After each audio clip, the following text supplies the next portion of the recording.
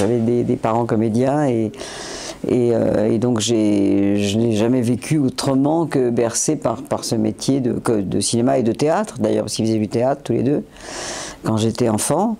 Et mon père était acteur, ma mère aussi. Elle a arrêté assez tôt, mais pas lui. Lui, il s'est bien acharné.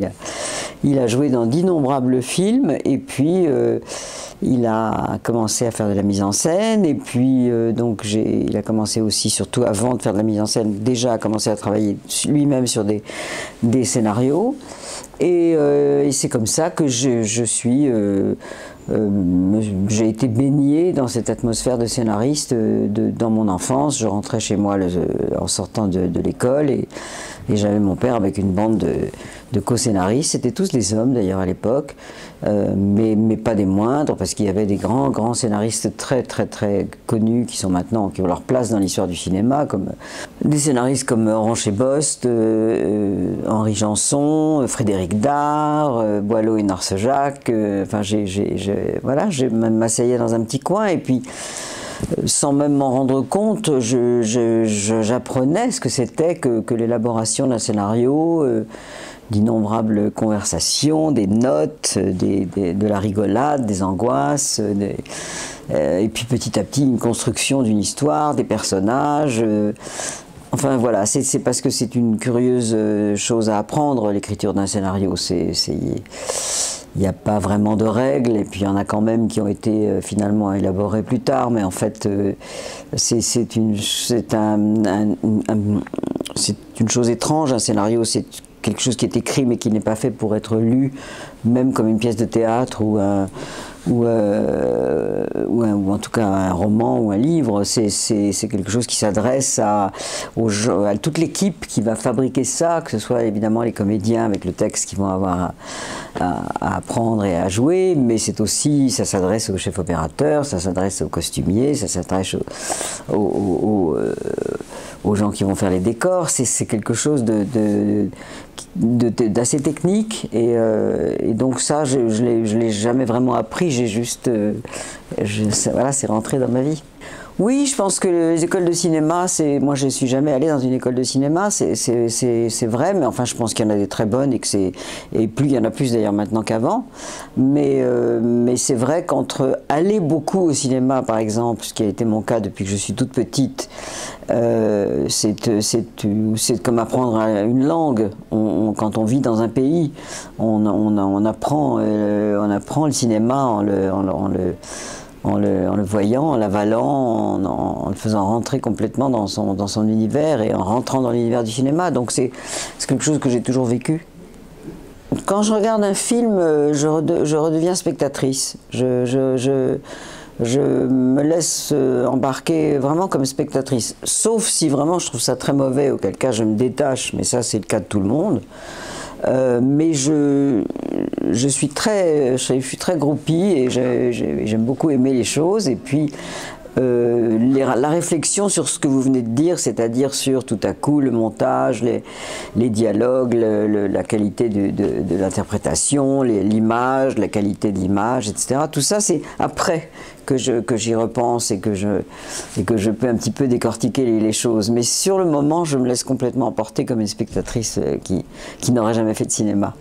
Moi, j'ai vécu une grande partie de ma vie en restant scénariste et en ayant effectivement le confort de travailler chez moi avec des metteurs en scène qui venaient et qui se succédaient et avec des horaires quasi scolaires, parce que j'avais des enfants petits d'ailleurs à l'époque, et puis ils partaient à l'école, moi je me mettais au travail, et puis en général quand ils rentraient je m'arrêtais, donc je faisais des journées continues comme ça avec mes metteurs en scène. Il y en a eu beaucoup, et puis j'allais beaucoup, évidemment pendant des années j'ai travaillé avec mon père, j'allais travailler chez lui.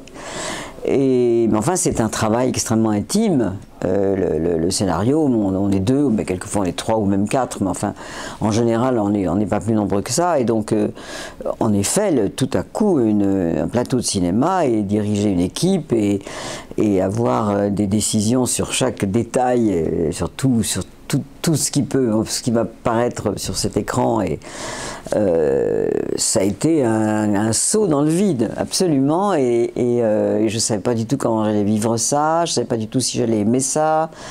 J'étais je me suis laissé aller à plonger dans ce premier film qui était La Bûche, en me disant que, que si jamais ça n'était pas une expérience personnelle concluante, et que si ça n'était pas une expérience professionnelle par rapport à un succès public, je reviendrai tranquillement m'asseoir dans mon siège de scénariste avec différents metteurs en scène avec lesquels j'espérais travailler.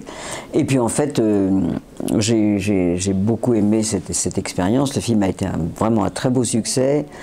Et j'ai découvert le travail sur un plateau, j'ai découvert évidemment le travail avec les comédiens qui a été pour moi, alors là, vraiment la grande découverte. J'ai adoré ça.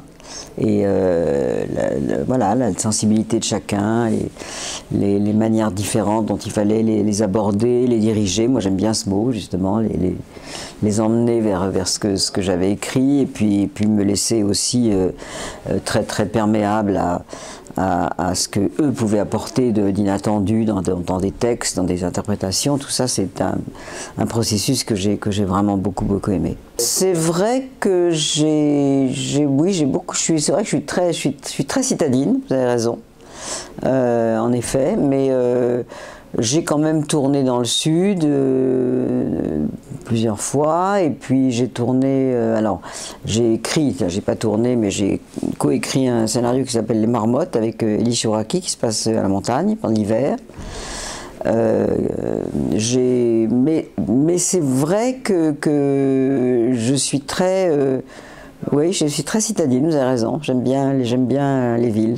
Je pense que ça vient de l'histoire, ça vient vraiment c'est vrai que par exemple, Fauteuil d'orchestre, c'est carrément, ça se passe dans un quartier de Paris très particulier, qui est un quartier très beau, très élégant, avec des gens très privilégiés qui vivent là, ou des gens moins privilégiés qui travaillent là, et mais c'est le quartier qui m'a donné l'idée du film. C'est la beauté de ce théâtre des Champs-Élysées qui a été construit en 1913, qui était vraiment un endroit d'une grande beauté. Et c'est un soir dans ce théâtre où je cherchais l'idée de ce que j'allais faire après. Et je me suis dit, il y a quelque chose à faire ici, parce que cet univers m'inspire, et c'est complètement inspiré de ce quartier de Paris. Donc vous avez absolument raison, je suis très inspirée par la ville. C'est-à-dire que c'est très agréable d'être accueilli, de sentir que les gens apprécient ce que vous faites, de rencontrer le public, de parler, d'échanger, d'écouter leurs questions et d'entendre ce qu'ils ont ressenti pendant les projections. Et oui, c'est très agréable. Oui, je pense que forcément, oui, on évolue dans la manière oui, dans la manière d'écrire, même on évolue aussi dans la manière de filmer, puisque finalement l'écriture elle est cinématographique, donc on est beaucoup plus maintenant dans la fluidité, dans l'ellipse qu'on était avant, et ça évidemment c'est dans l'écriture aussi. Donc, et puis c'était très intéressant, par exemple mon travail avec Chéreau sur La Reine Margot, que je crois va être projeté demain. Ça a été un travail d'adaptation d'un grand texte de Dumas, avec une atmosphère évidemment extrêmement dramatique et lourde et violente, et donc c'était aussi quelque chose de nouveau qui m'a appris une autre manière d'écrire aussi. Donc je crois que ensuite, quand je me suis mise à faire ces mises en scène et que j'ai commencé à écrire mes films, avec d'ailleurs Christopher, mon fils, qui a commencé à écrire tous mes films avec moi depuis La Bûche, oui, j'avais peut-être aussi abordé une autre manière d'écrire les scènes, puis c'est de mélanger ce rythme très dynamique de la comédie avec quelque chose de plus réfléchi, de plus fouillé, des scènes plus longues, des scènes à dialogue plus poussées, que j'avais évidemment eu à écrire pour La Reine Margot. Donc ça a été aussi une expérience qui, je pense, m'a apporté beaucoup. Je ne peux pas trop vous en parler parce que là je commence tout juste à tripoter un sujet, si j'ose dire, et donc je ne peux pas encore trop vous en parler, mais enfin voilà, je suis en train de gamberger avec justement Christopher sur un sujet. On va voir comment ça se développe. D'accord. Il va se tourner en France? Si ça se tournera en France? Ouais. Oui, ça se tournera en France. Et là, ça se tournera, je pense, entre Paris et plusieurs villes du nord de la France. D'accord.